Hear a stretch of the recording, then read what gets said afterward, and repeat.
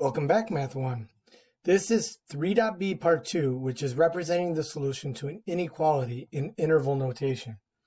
Now, if you remember, interval notation is a way of writing subsets of the real number line, right? So if we want to take the number line and just a section of it, we can represent that section using interval notation. Now, when we write interval notation, couple of things here. It should always be written in the same order as the number line, meaning, right, should always be written from left to right. The lower bound is what we call where it starts on the left.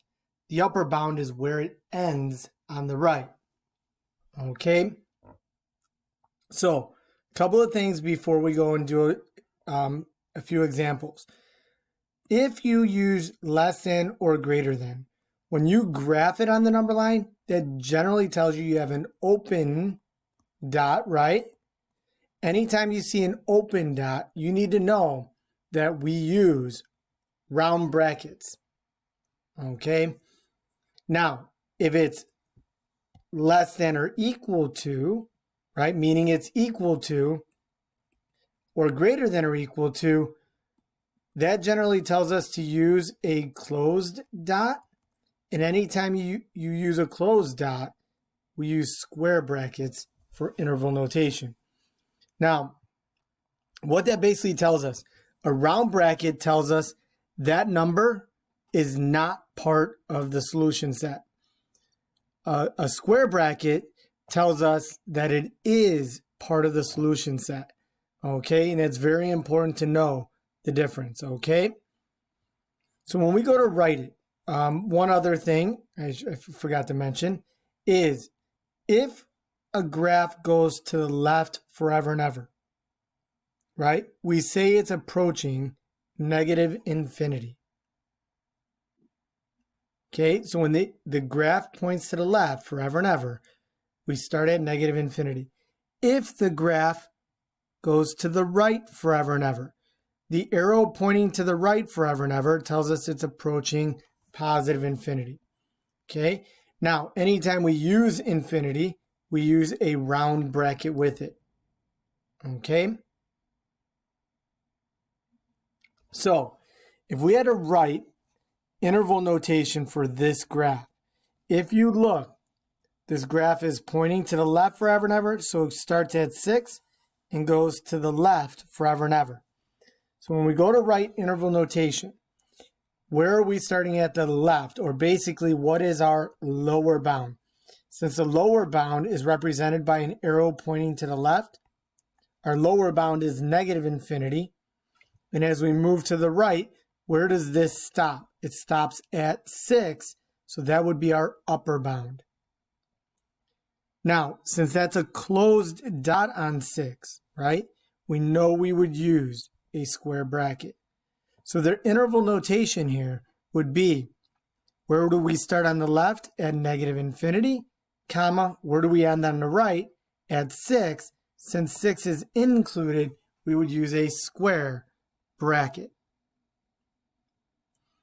If we had to write an inequality, right, to represent all the values of x that are shaded, we would say all the values of x, and in this case, when we're shaded to the left, those values of x are less than, since it's a solid dot, we're equal to 6.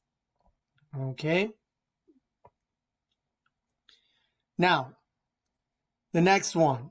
If I look at my lower bound, where does it start on the left? My lower bound, here's where it starts. That's my lower bound.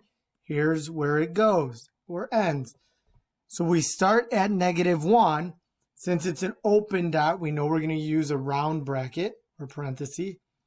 And since the arrow points to the right forever and ever, we know it's going to approach positive infinity. So when we write our interval notation, what's our lower bound? -1. Since it's an open dot, it's a round bracket. And then it goes to infinity, round bracket. Now my inequality, right? All my x values, what do we know about them? We know they're shaded to the right of -1, and those values would be greater than -1. And it's not equal to, so we don't put the little line under. And the next one, if I look here, my lower bound is 10. Since it's a closed dot, we're going to use this square bracket. My upper bound is pointing to the right forever and ever, meaning it's going to go to positive infinity. So therefore, my interval notation would be, where do we start on the left? At 10. It's included. And then we go to infinity, round bracket. And when we go to write this inequality, we would say all our x values are greater than or equal to 10.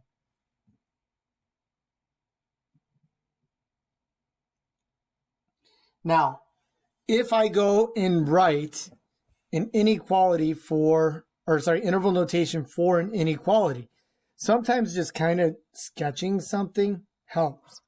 Meaning if I was to graph this, I would go to 10 on the number line, I'd have an open circle, and I would shade to the right because x is greater than 10.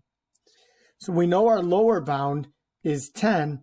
We use a square bracket because it's not included, because we're not equal to, and we know it's going to go to positive infinity. Right? The next one, if I were to sketch a graph of this, I know x is less than -4, so we would start at -4. It would be an open circle, and we would shade to the left. So our lower bound now would be negative infinity because we're pointed to the left forever and ever. So it would be negative infinity, comma, -4. Since it's an open dot or not equal to, we use a round bracket.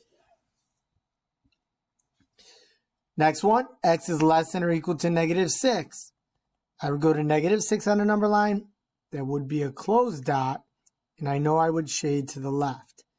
So what's our lower bound? Well, since it's pointing to the left forever and ever, it's negative infinity, and it goes to -6. So negative infinity to -6. Since we are equal to, we know it would be a square bracket. And number 14. We know we would start at 5. Since we're not equal to, it would be an open circle. X is greater than 5, so we would shade to the right.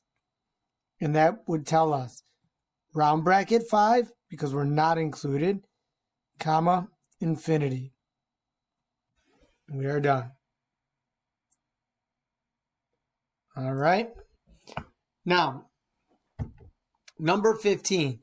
If we had to graph this from interval notation, right, or write the inequality, it is probably better to graph it first. So right away I know we're starting at negative infinity, so I know this arrow is going to point to the left forever and ever. And then we're going to go to 8, and because it's a square bracket, that tells us to put a closed dot. So we go to 8, we put a closed dot, and then we shade everything in here. If we had to write an inequality for that, all of our x values are to the left of 8.